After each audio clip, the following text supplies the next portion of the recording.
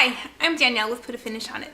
I'm here today to talk about my read-along, Booker T. Washington's autobiography, Up From Slavery. Up From Slavery was published in 1901, and the Penguin Classics edition that I have features an introduction by historian and Washington expert Lewis R. Harlan. So here are some things that I've learned from the introduction. Harlan informs us that Washington published this book when he was at the threshold of his greatest power and influence as the spokesman for Black America during the segregation era. He was the acceptable Black sage and the boss of Black America. Washington was born in 1856 on a farm in Virginia and was a slave until the age of 9. He went to school and learned at the Hampton Institute the virtues of hard work, self-reliance, and thrift. These values would be the basis of his philosophy when he founded the Tuskegee Normal and Industrial Institute in 1881. In order to gain support for his institute, Washington exploited the popularity of industrial education. Southern whites approved as a means of keeping blacks in agriculture, and many blacks saw it as a way of gaining economic independence from the sharecropping system.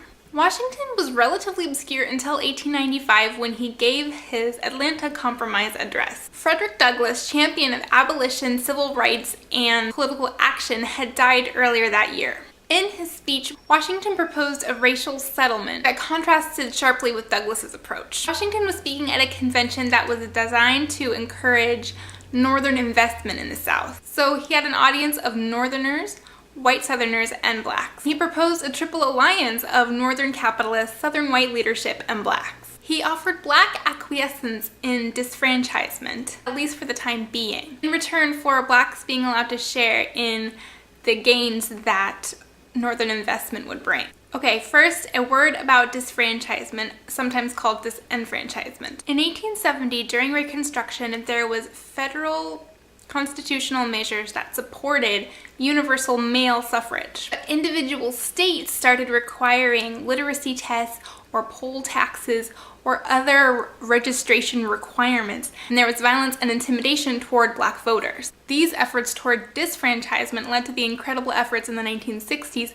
to register black voters in the South. Okay, back to Washington's Atlanta Compromise address in 1895. His compromise was this: in social things we can be as separate as the fingers, yet one as the hand in all things essential to mutual progress. So, sure, we'll be separate in everything social, but we need to share in economic progress. Whites approved of him as a conservative and non-threatening black leader, and blacks accepted it as the best they could get at the time. But in the future, whenever he tried to go beyond that compromise, whites reeled him back in. He saw himself as able to negotiate between the races. His strategy was to not confront whites, but strengthen blacks. For example, he founded and was president of National Negro Business League, and he was also enormously politically influential to black voters in the North. Over time, a challenge developed to Washington's leadership. There were black college graduates who called themselves the talented 10th, even though they were closer to 1 in 100, who felt that they should be the leaders of their race.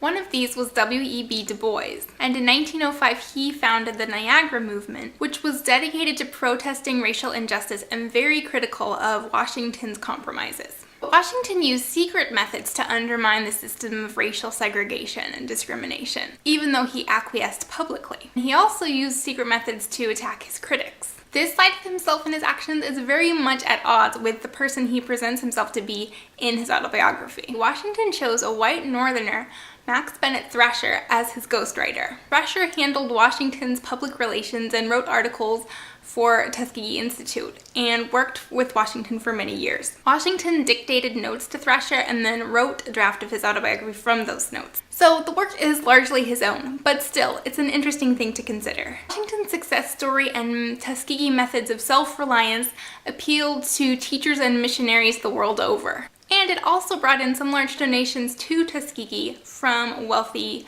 Americans. Many Americans found the book inspiring not just as a success story, but because it was full of goodwill toward whites. Their white guilt was assuaged when they read that a black representative didn't hate them, or demand social equality or political equality. His story appealed to the universal hope that hard work can lead to success and fulfillment. I haven't finished Up From Slavery yet, and just the information in the introduction has given me a lot to think about. There's still time for you to join me in a read-along. I'll make another video when this month has concluded to discuss Up From Slavery in its entirety. Thanks for watching!